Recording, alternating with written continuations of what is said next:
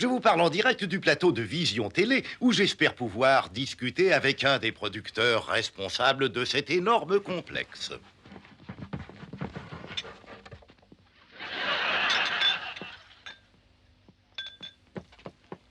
Allez, salut, fille. Merci, Miss Goodson. On se reverra tout à l'heure. Hein. Salut, chers téléspectateurs. J'ai avec moi Monsieur Frédéric Forsyth Scuttle, VSOP. VSOP? Rendez-moi cette carte, monsieur.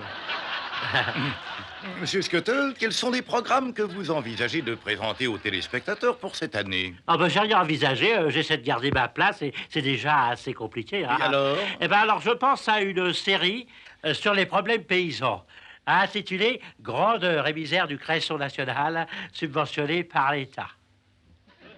Suivie d'une émission, L'écho de la banane, produit par FR3.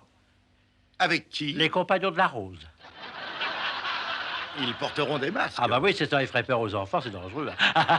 Alors ensuite, nous avons un projet, c'est de faire une série sur la fameuse trilogie en 4 parties. Il est intitulé « Mieux vaut guérir que mourir hein ». Ça n'est pas inintéressant. Oh, c'est ridicule, oui.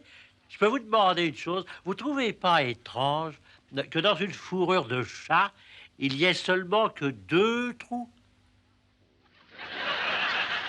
Et positionné comme par hasard là où il y a les yeux. Impressionnant, non? Ça vous semble pas étrange, à vous, qu'il y ait autant de faits divers, enfin juste assez pour remplir les pages des journaux du monde entier? Ah, ça vous étonne, hein? Et quand Dieu créa les hommes, les lunettes n'existaient pas encore, et pourtant, il a mis les oreilles, hein? C'est logique, hein? Et je vais vous dire, il existe des hommes qui, toute leur vie, lisent le passé dans les mains et qui nous prédisent l'avenir. Ils sont prédicateurs. Non, ils sont près de leurs sous.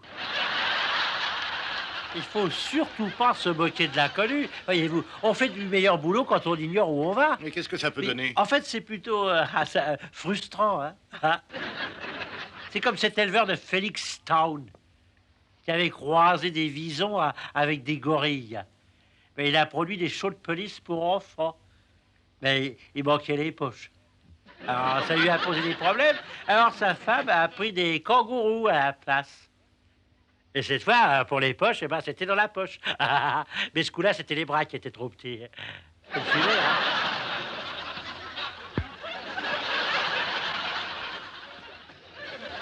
J'ai connu un drôle de garçon qui se nommait Verdeau. C'était un très grand buveur. Un jour qu'il avait soif comme ça, il commanda une grande bière au téléphone. Et on lui a apporté un petit cercueil. En outre, il avait un sentiment de supériorité. Il était une espèce de maladie qu'on appelle, je crois, un complexe. Un complexe? Oui, complexe Veston. Où est-ce qu'il a attrapé ça? Ah ben, dans un grand magasin. Tant pis, hein, écoutez ça.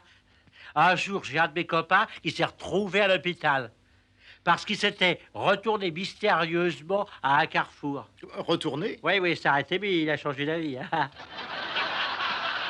Un autre jour, je me trouvais dans l'atelier d'un naturaliste. Il se préparait à traiter un poulet qu'on lui avait commandé pour le soir. Avec de la farce. L'atelier a été ouvert par sa toute jeune fille, et quand elle a vu ce poulet devant ses yeux, elle a poussé un cri atroce, c'est horrible! Et alors elle s'est ruée en courant vers la porte et elle a sorti en hurlant. Ah, en hurlant? Oui, parce qu'elle avait laissé ses doigts dans la porte. Oh, elle était si distraite, cette fille-là. Et quand il est revenu dans son atelier, le naturaliste, il s'est soudain aperçu qu'il avait un chat à bois sur son bureau. Un chat à vous, non? Si, à bois, hein. En voyant ce chat-là, ça l'a rendu complètement dingue. Et complètement fou, hein. Curieux, hein. Eh ben, un siamois, j'en veux pas, qu'il a dit. Alors, il s'est jeté sur le chat et il me l'a lancé en hurlant, si c'est bien un siamois, je vais te le renvoyer à Bangkok. Vous vous rendez compte? Et il l'a fait? Non, il a renoncé pour 2 raisons. D'abord, il n'avait pas assez d'argent pour le voyage. Et ensuite, il avait de la famille à dîner le soir. Mais ipso facto, hein. In vino veritas. Oh, l'histoire qui m'allait. Il pense. S'il vous plaît. Et aujourd'hui, il aime tellement les chats qu'il miaule toutes les nuits. Oh, les cons. Est-ce que cela influe sur son comportement? Surtout sur celui des chats, bien sûr. Et maintenant, il y a tellement de chats chez lui qu'il les met dans sa baignoire. Et il partage tout avec ses chats, même leur nourriture. Mais comment fait-il pour se laver? Oh, il se lèche, mais c'est long, hein. C'est avec cette scène que j'ai eu un Oscar l'année dernière. Ah, les critiques ont Oh, adoré. s'ils ont aimé. L'écho du tricot a dit, si j'avais pas eu les yeux fermés, jamais je n'en aurais cru mes oreilles. Le grand magazine des jours impairs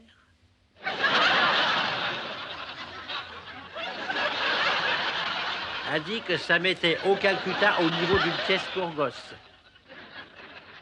Le Télé 6 jours compare cela à de la poésie de l'émotion. Et le Cinévision dit que, aussi bien pour les yeux que pour les oreilles, c'est insoutenable. Alors, vous voyez, ça triomphe. Hein?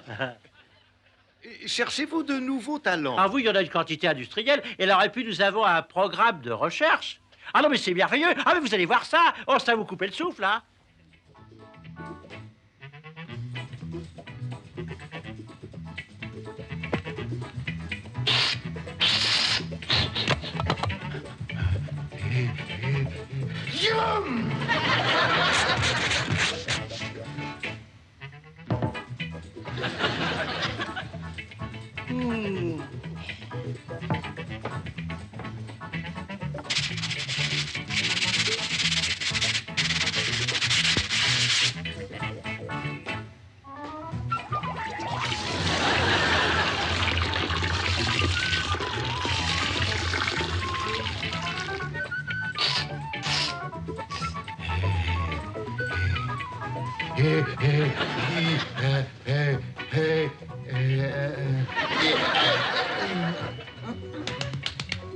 Etchou!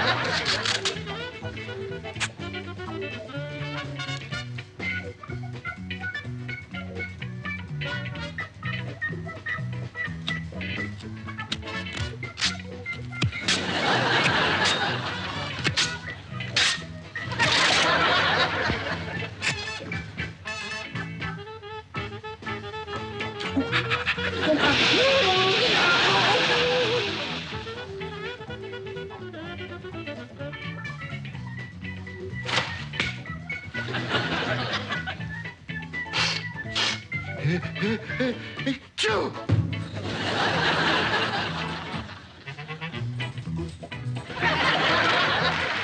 Envie